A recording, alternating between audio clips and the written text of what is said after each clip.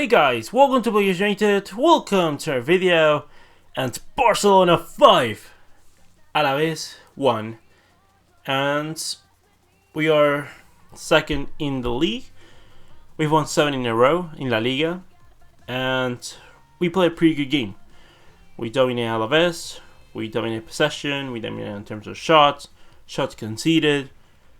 Overall, the performance was really good. Some bright spots, we got to see some rotation ahead of that game against PSG. And there's things to discuss for sure. We had a debut in La Liga for Illaix. Overall, very happy with the result. Still things that, things that are Koeman that don't convince me, sort of, or that I would do differently. But overall, pretty good performance. Now we have to think about PSG on Tuesday. And I've booked off that day, so I will be able to do the match review post-game. Sorry for not doing the couple of raid games so far this year. I've been busy. I've seen them, but from work, it's not been very easy to post the videos afterwards. It's left to say that the game against Sevilla I wasn't very happy about. It was not a very good performance from Barcelona, but all things said, we have the second game to come back and see if we can, pull a good result out of it. Anyways, without further ado, let's go with lineups and then we go ahead and talk about the game.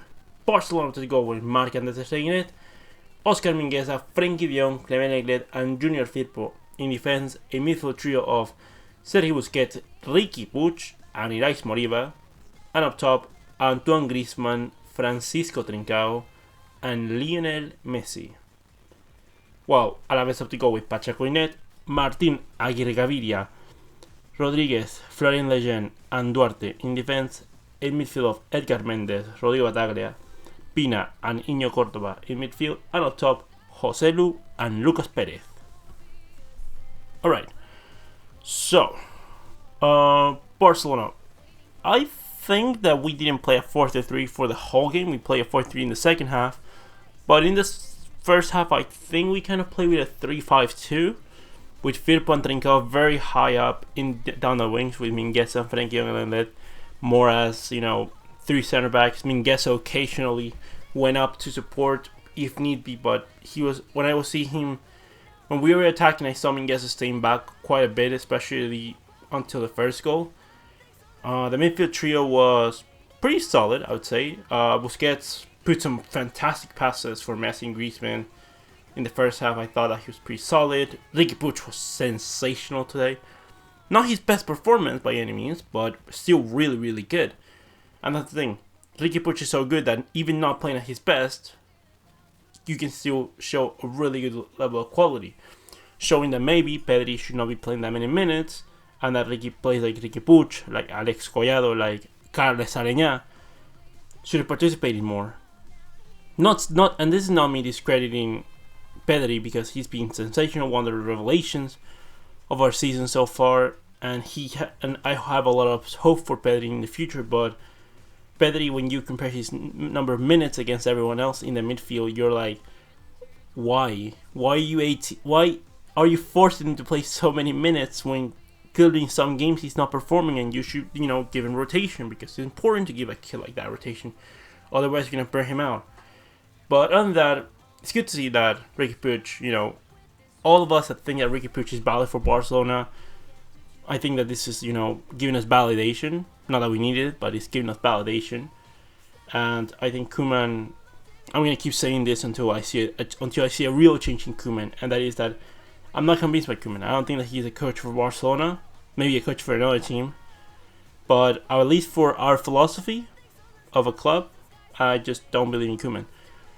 That said, just look at it. This is the first game that Trincao has started in La Liga. 22 games in, and this is the first time that he's started a game for Barcelona in La Liga. It is, you can't say you're giving the guy minutes when this is the first game that he started. Like giving him 1 minute the other day, like giving him Overall, Trincao, he scored 2 goals. And, he went from having no goals a couple weeks ago to having 3 goals already in La Liga. He has a really good shot on him. Like, that's something that I would say probably he's better than the likes of maybe Dembélé, like players like that. I think Trincao, if he can get high confidence, I think that he's a player that can rack up a lot of shots and in very good positions. Given the goals today were not the most difficult, but you have to be there to score them, kind of. And the attitude was good. He was, especially in the first half, he gave a couple of good dribbles, good movements. Association with Messi was, running to a space that was very important, that was very good for Barcelona. I think that contributes a lot. Griezmann with 2 assists, given that the second assist is like, it was just Messi doing Messi type things. But overall, pretty solid performance from Griezmann. Not that he's a winger, but he played today more centrally because Firpo was very high on the pitch. And to be fair, Firpo had a pretty good game. Like, this is unlike the Firpo that we've seen at Barcelona. This was actually a good version of Junior Firpo.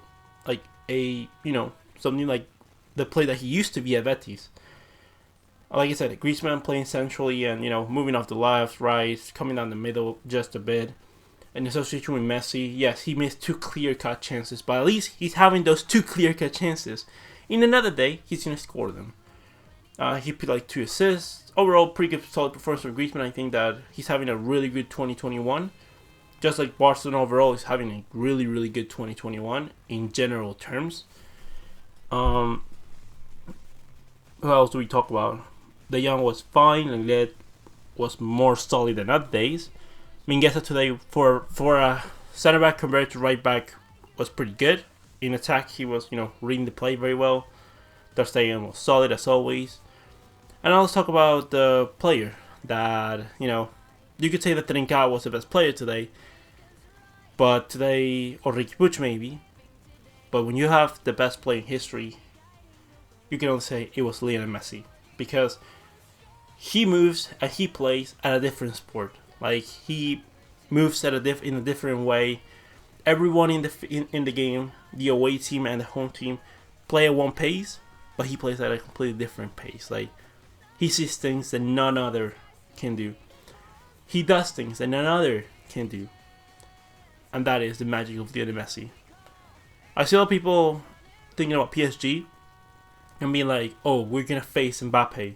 Well, I tell them that they're going to face Messi, and Mbappe is one of the best players in the world for sure, and he's going to be possibly winning Ballon d'Ors for the next 10 years after Messi retires. But to this day, Messi is still the best player in the world, still the best player in history, and when he's like this and he's having a phenomenal 2021,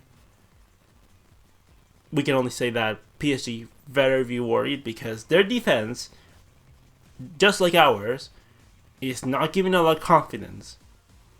And I think that, we can run riot. I think this is going to be a game of who can make less mistakes in defense.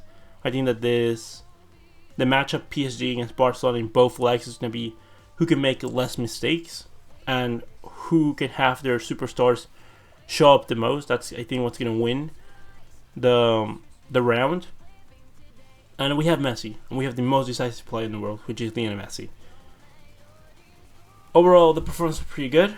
Other than, the first 10 minutes of the second half when Alaves scored, I felt like we kind of, were taking it too easy. I was like, please, let's go on, keep going. Like, score the third, maybe score the fourth, and then you can, put your foot off the gas. Like, they scored a goal, we maybe could have panicked, and we could have conceded a second, and it would have been like, a problem. Unfortunately, it wasn't the case. Fortunately, we have players like Lionel Messi that can make things easier for us, and overall pretty good performance. That's as much as I can say. Like, honestly, Pedri, when he came in, changed the game or helped us a lot to get through those difficult periods of the area. Also, talking about PSG very briefly, they're going to be missing Neymar and Di Maria. They have obviously Icardi, Moise Kean, they have Kylian Mbappe obviously, but they're having problems kind of adapting to what Mauricio Pochettino wants.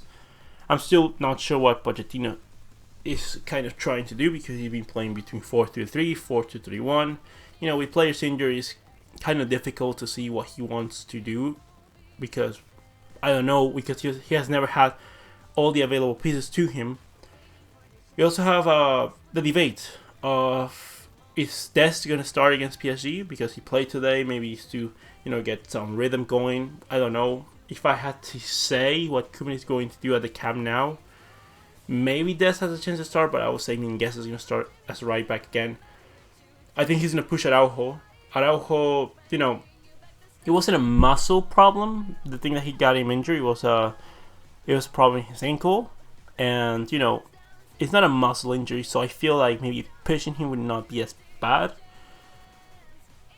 I don't know. I would say it's up to Koeman, but I would say probably don't risk it because you're not facing Neymar and Mbappe at the same time, and Di Maria. Like, I feel that just tell Longley and Umtiti to have their best days. Probably, like, please have a good day, please. But yeah, if Araujo is by a miracle able to play, I would feel a lot more confident with Araujo, because Araujo is better than Longley, Umtiti, and Mingueza all put together times 100, because he just gives me confidence. Same thing as Piqué. Like, when I see Araujo and Piqué in the field, they gave me confidence. Longley this season, Umtiti this season, Mingueza from time to time, that doesn't inspire me much confidence. Anyways, I hope that we keep seeing more of this. I think that putting Dembele today for the last 10 minutes was a mistake. We had the game won. We had the game sealed and won. Like, put Collado, put Conrad. Just don't put Dembele. If Dembele was to get injured today in those last couple of 9 minutes, I would have been pissed off. I was like, why are you trying to tempt fate? Dembele is still not in the clear zone to, be putting him to play every single minute, or take it easy, limit the amount of minutes that he doesn't need to play, because we want to prevent any problems, because Dembele is still getting into that rhythm, so I can feel comfortable. He needs to be like this, playing this amount of minutes for a season and a half, this season and another season, so I can start believing, okay, I am not scared that this guy is going to get injured, consecutively. Anyways, that's about it. Overall, I could talk about the offside that I don't think was offside, but hey, I think I'm not gonna say there's intentional mistake there, because I don't even know if there was a mistake. It's too close to call. What I'm going to say is that probably the rule for the offside needs to be changed. I already know Wenger said that, because that's the thing, that rule for offside was designed to be without VAR. Now with you having VAR, you are giving a massive advantage for the defenders and a lot of disadvantage for the attackers going forward. So that rule should be changed. It's basically 1 centimeter or 2 centimeters of difference. It's something that needs to be changed. Also, I could feel that it's not necessarily VAR of the people implemented the ruling, but more the tool, the tool being used, because I feel in that situation it was something about frames, right? From one frame to another, it could be 1/20th of a second or 1/25th of a second, with the ball going at the speed that's going between one frame and another, and that is when the foot is about to exit the player's foot. A lot could happen, and the position between the defender and the forward could be, could change massively. So I have debates there, but I just feel overall VAR needs to get a complete revamp. VAR is something that we need in football, because it's gonna have more certainty than not, but it needs to be adjusted accordingly, because we have the technology to do so. Other sports have their technology working fine, not perfectly fine, but working mostly fine, and that is what we need. VAR right now is still giving a lot of controversy that I feel is unneeded, and is we don't need that kind of stuff. We need to progress. We have the technology to do it, so we should do it. Anyways, guys, without saying done, leave me all your opinions about the game in the comment section below. Comment, like, and subscribe, and I'll see you next one, Blaugranas.